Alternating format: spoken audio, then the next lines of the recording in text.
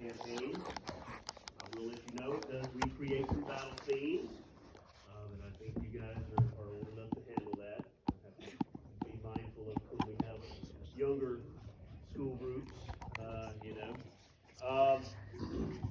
But pay attention, because you're going to learn something, okay? Something you might not know. That's why you're here, okay? Just to learn. Please be respectful. We do have other visitors that are wanting to watch the film as well. So let's be respectful for them, not be cutting up and be disruptive. After you get done with the film, take some time and explore the queuing room, this room right here that you just walked through. It'll be a timeline of the Civil War. Takes each battle through each year of the war chronologically. Something that might come in handy when you have a test. All right. On the back wall, those are all biographies of individuals that were in the Chattanooga area at the time. Across the hall, though, is our main museum with artifacts and exhibits. That includes the Fuller gun collection, 346 original firearms that are on display. So again, hope you enjoy this. Thanks for coming. And if you guys have any questions, I'll be at the front desk, and I'll be glad to answer for you.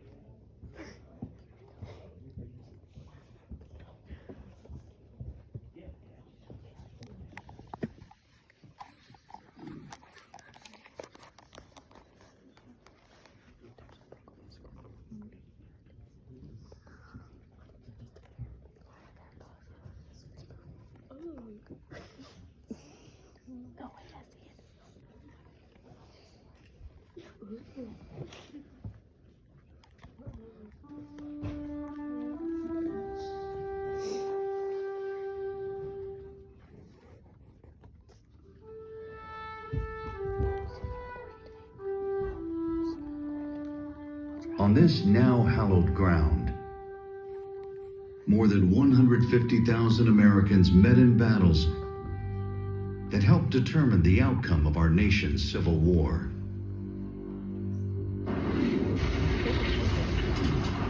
At Chickamauga,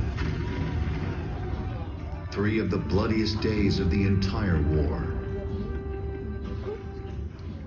And 8 miles north at Chattanooga, a climactic charge that helped seal the fate of the Confederacy. The sacrifices made at Chickamauga and Chattanooga were the result of a bitter divide, one rooted in an earlier time of conflict, the birth of the Republic itself. During the American Revolution, patriots are emboldened by a radical idea: a government of the people, where all men are created equal. But the ideals expressed in the Declaration of Independence do not apply to all.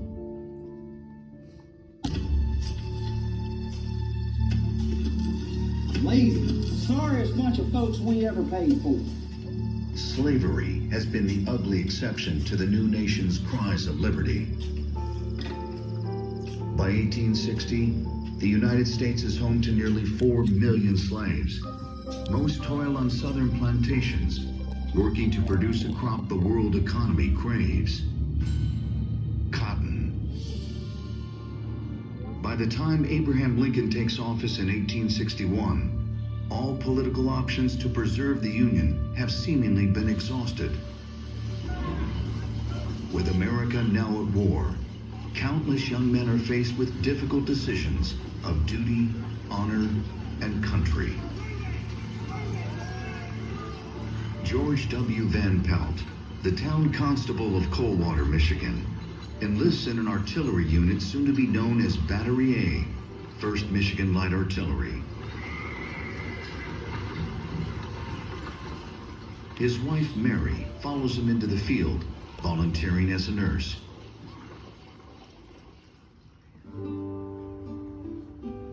Almost a year later, and 700 miles south, Joshua Calloway reluctantly responds to the Alabama governor's call for volunteers. Calloway, a 28-year-old schoolteacher, does not own any slaves. He leaves behind 2 small children and wife Dulcinea.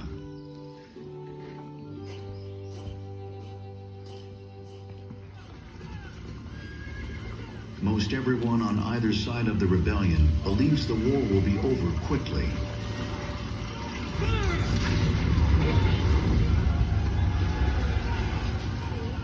But the carnage of the first battles shocks all Americans. What began as a Southern rebellion and a Northern response to preserve the Union is affected by a few strokes of the pen.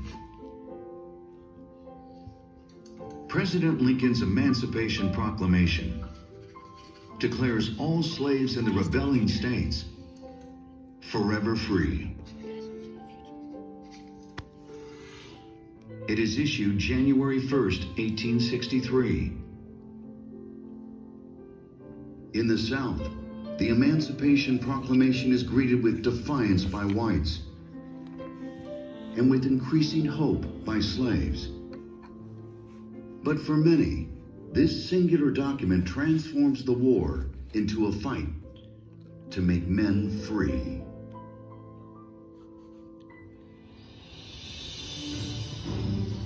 Summer 1863. The Union Army plans to stick a dagger into the Deep South. For the Union to achieve victory, the farmlands, arsenals, and factories must be destroyed. The Union Army of the Cumberland advances into the rugged hills of southeastern Tennessee. It is commanded by General William Rosecrans. Standing in the Federals' way is the Confederate Army of Tennessee, commanded by General Braxton Bragg. Joshua Calloway is now an officer in the 28th Alabama. June 26, 1863. My darling wife, everything is quiet here. It was said that the Yankees were advancing, but we all suppose that it's nothing more than a foraging party. I do hope that this year will close the war. The Lord hasten the day of peace. My love to your mother and our children. Joshua Calloway.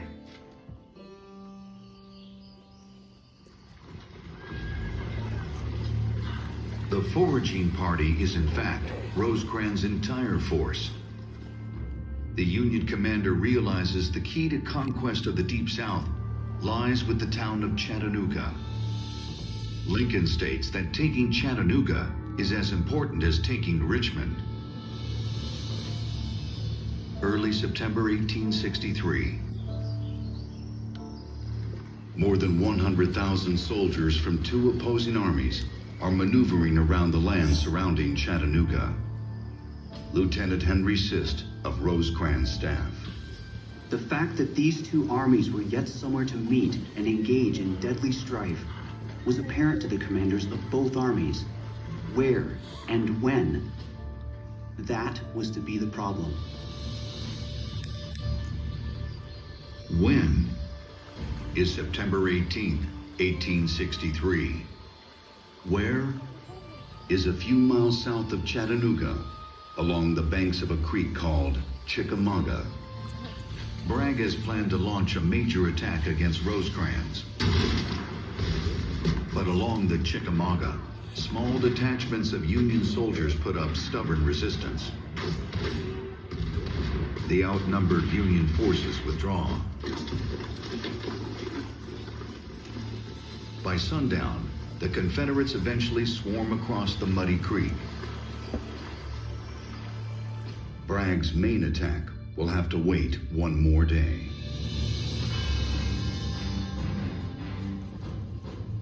Bragg's plan turned the soldiers of the Union Army to the south, cut off Rosecrans from Chattanooga, destroy the Army of the Cumberland. To counter, Rosecrans consolidates his force, extending troops north along the Lafayette Road. We were put in motion about sunrise. The day was bright and beautiful, and the world never seemed half so attractive before. now that there was a good chance of leaving it soon. Orderly Sergeant Lytton Cooper, 20th Tennessee Volunteer Infantry.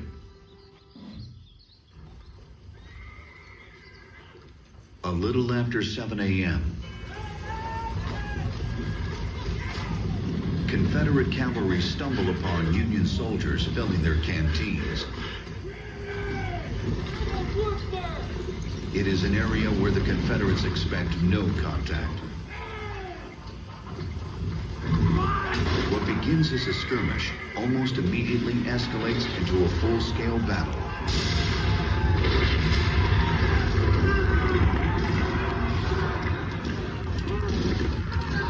All day, Federals and Confederate brigades slug it out in the woods west of Chickamauga Creek.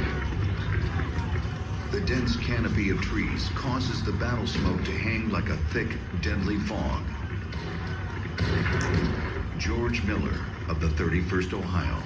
The bullets were singing among the trees, scaling the bark from the trunks. Before, we had been jubilant at the thought of meeting the enemy so soon, but now, the zip and whiz of the bullets coming so near dampened our ardor very decidedly.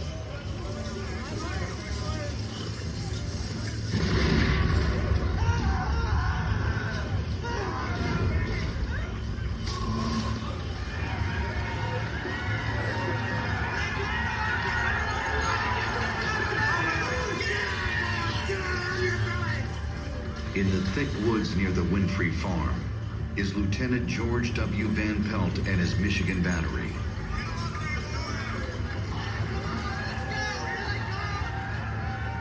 Without warning, a line of Confederate infantry appears on his brigade's right flank. The advancing Confederates are less than 200 yards away. The Michigan men fire 64 rounds.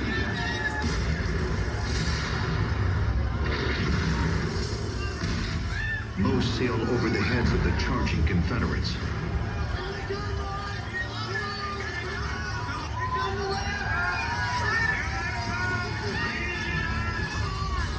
We gotta get out of here! The Michigan battery is overrun.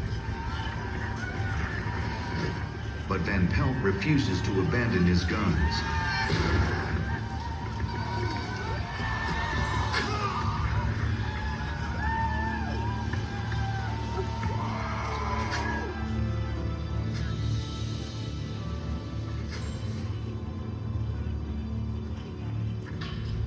The confusion and bloodletting of Van Pelt's fight is typical of Chickamauga's second day. Despite catastrophic casualties, neither side has gained much ground at Chickamauga. Bragg has repeatedly failed in his attempts to cut off Rosecrans from Chattanooga.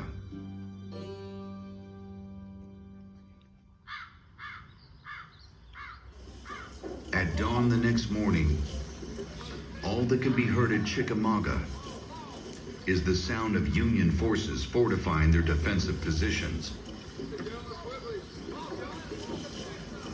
A breakdown in communication plagues Bragg's army. The Confederate attack does not begin until 9:30. Bragg will later say that, if not for that 3-hour delay, our independence might have been won.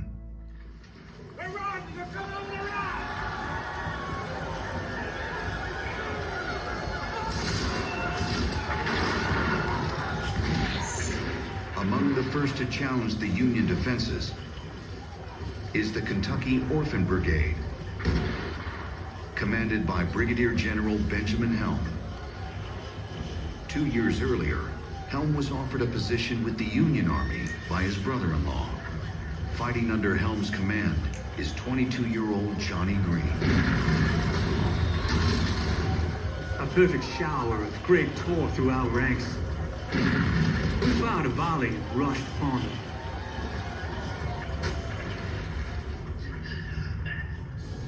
We gotta take the railroad and shot! Our beloved and gallant General Helm fell mortally wounded, Get in front there! leading his brigade, which he knew would never falter.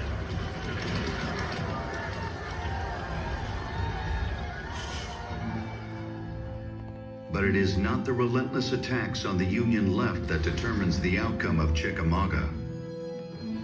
It's a hole in the Union center. Fatigue and miscommunication on the part of Rosecrans creates a nearly half-mile wide gap in the Union line. By sheer fate, 3 Confederate divisions are marching straight towards the gap. At 11 a.m., 11,000 cheering Confederates pour through.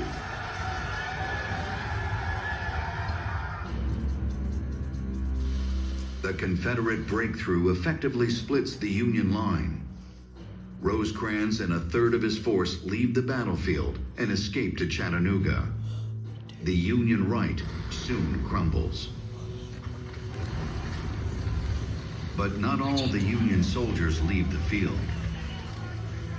Remaining on the Union left are soldiers under the command of General George Thomas. On Snodgrass Hill and Horseshoe Ridge, they stand firm.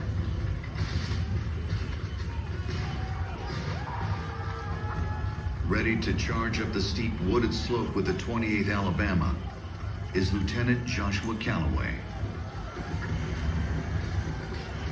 My dear love, I have just passed through the terrible ordeal of a hard battle.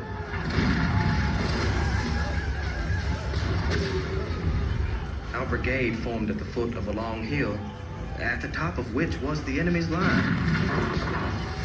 The battle was raging all along our line, as if heaven and earth were coming together.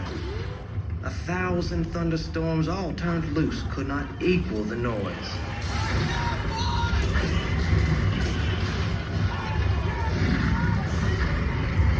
The carnage was awful. Men were shot down all around me. That's before this battle. I was indeed in the very midst of death. Thomas's heroic defense allows the remaining Union forces to escape. For that stand, Thomas becomes known as the Rock of Chickamauga.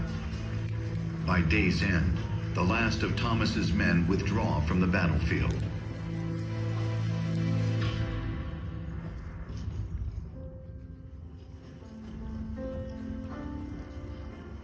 The carnage of 3 days of battle is unimaginable. More than 34,000 casualties. Over 4,000 of those are dead.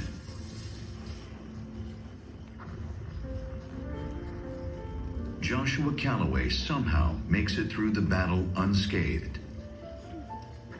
We now moved to the top of the hill and slept on the battlefield. Napoleon's sign of victory. I have now seen and experienced the horrors of war, as well as the spoils and glories. I am very well, thank God. 1,000 kisses for you and the children. Your loving, J.K. Calloway. Chickamauga is a Confederate victory, but a debatable one at that. Rosecrans has managed to retreat to Chattanooga. In spite of the defeat, the gateway to the Deep South remains in Union hands.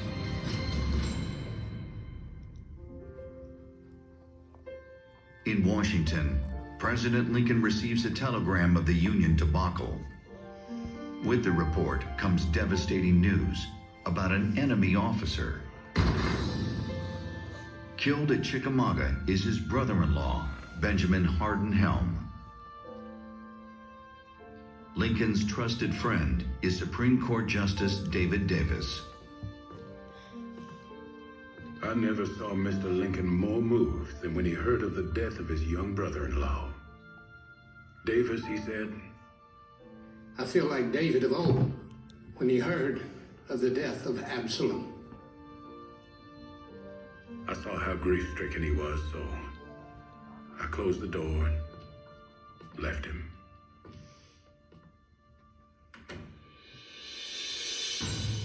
After the battle, Bragg moves the Army of Tennessee to high terrain towering over Chattanooga. There, He plans to lay siege to the city, cut off all supply lines, and starve Rosecrans into submission. For the next few weeks, the situation for the beleaguered Union force in Chattanooga grows desperate. Rosecrans is relieved of command. General Ulysses S. Grant assumes overall command. Within days of Grant's arrival, supplies and reinforcements begin to slip into Chattanooga.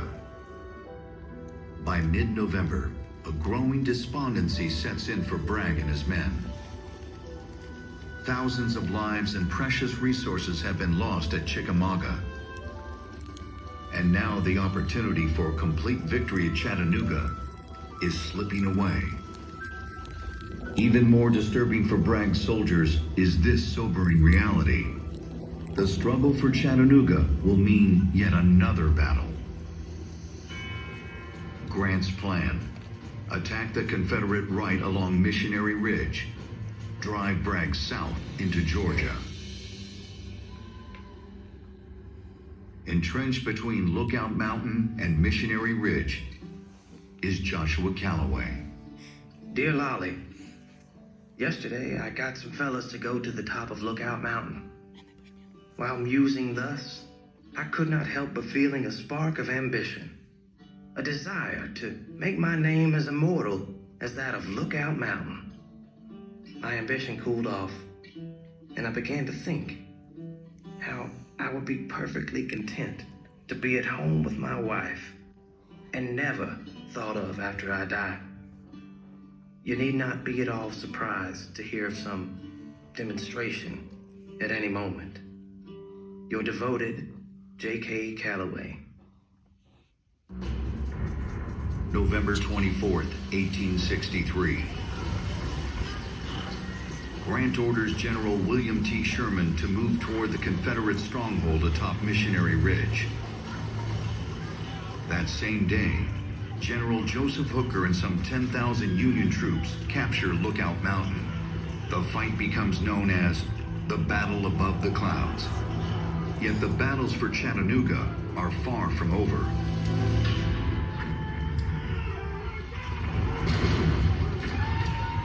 The next morning, Sherman's assault on Missionary Ridge begins.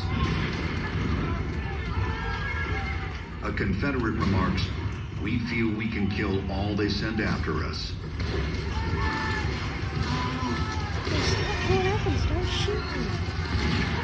With Sherman's men paralyzed, Grant turns to George Thomas, the Rock of Chickamauga. His order is to attack rifle pits at the base of Missionary Ridge. But Thomas's veterans do not stop there. They scale the heights with one thing in mind: redemption.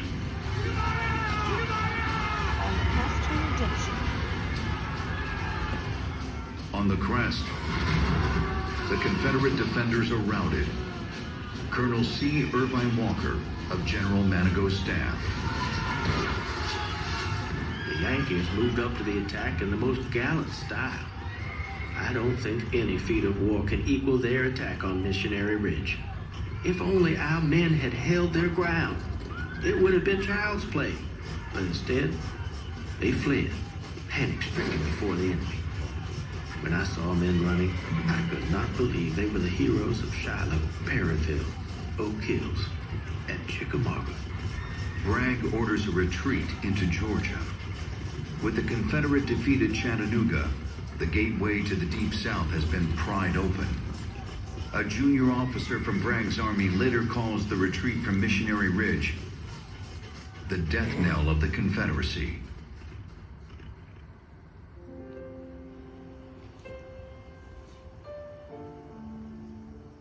The Union victory comes at a terrible cost. The battles of Chickamauga and Chattanooga alone claimed more than 10,000 Confederate and Union lives. Among them, George Van Pelt, killed while heroically defending his Michigan battery.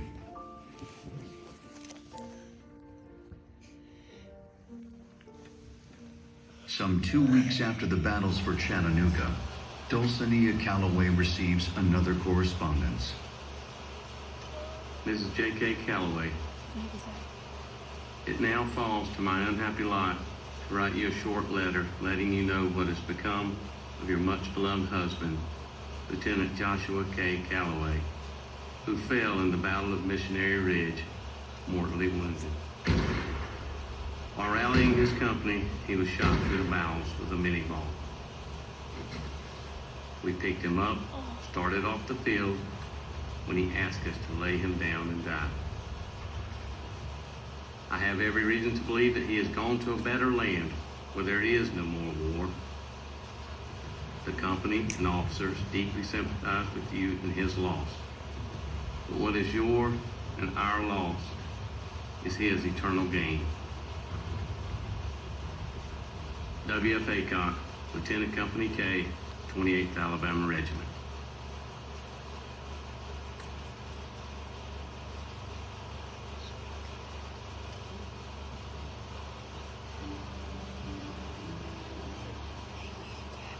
The sacrifices of Calloway, Van Pelt, and others would not be forgotten. Some 20 years after the battles, veterans began to return under one flag. In 1890, Chickamauga and Chattanooga National Military Park is created. It is the nation's first. Today, at Chickamauga and Chattanooga, the sounds of war have long been silenced. But the memories of those who fought remain. In the shadow of Lookout Mountain, these now hallowed grounds remind us that the freedoms we enjoy have come with the greatest of sacrifice.